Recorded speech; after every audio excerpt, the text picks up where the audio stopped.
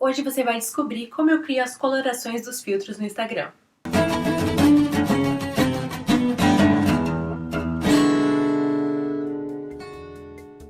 Para você criar uma tonalidade de um filtro, você precisa de um molde com todas as cores possíveis que você possa criar, né?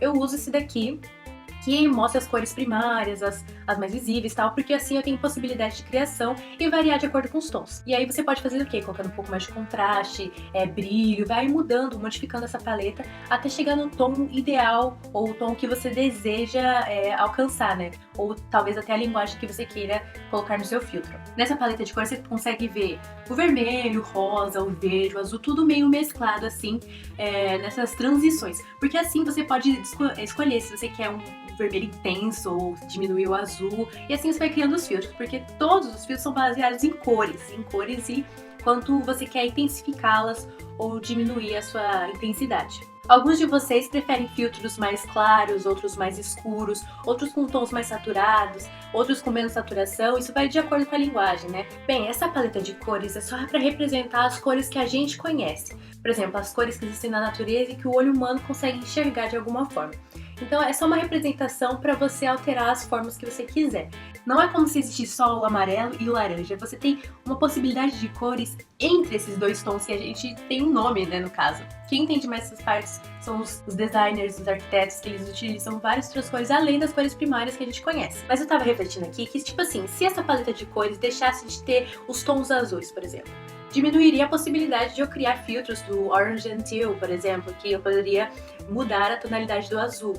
Ou então, se não tivesse o vermelho, não teria esse tom mais vermelhinho da pele, do rosto e tal. Faltando alguma dessas cores, deixaria a produção criativa um pouco limitada, vocês não acham? Ou seja, deixando de existir uma dessas tonalidades, as nossas possibilidades de criação diminuem consideravelmente.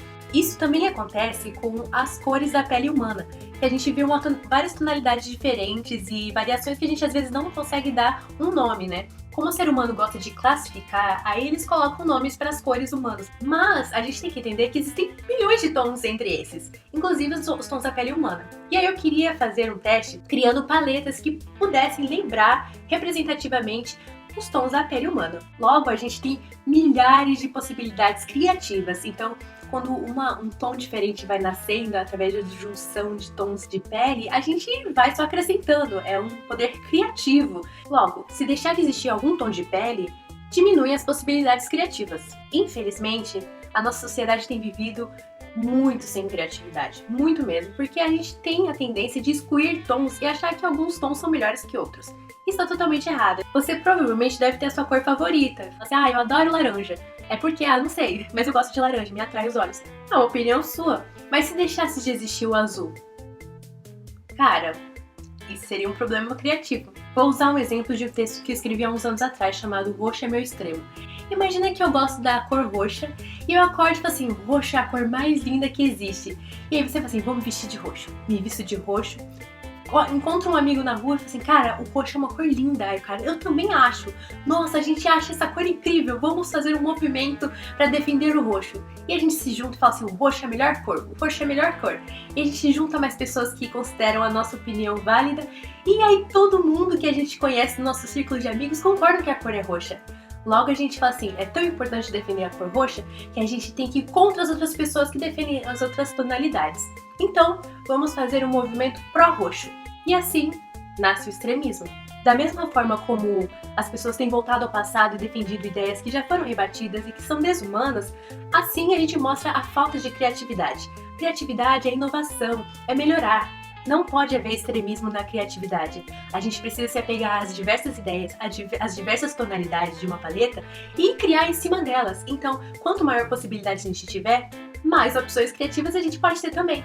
Foi por isso que, baseando nessas paletas com tons de pele, eu resolvi criar um filtro. Um filtro pra gente lembrar que os tons de pele são importantes e que a vida, acima de tudo, é importante. Um artista sabe que quanto maior a quantidade de cores em seu estojo de lápis de cor, tinta, mais possibilidades ele tem de criar. Inclusive, ele sabe que se misturar cores pode criar uma nova cor e uma nova forma de ver o mundo. Assim, a gente precisa entender que quanto maior a quantidade de cores que existe no mundo, maior nosso poder criativo.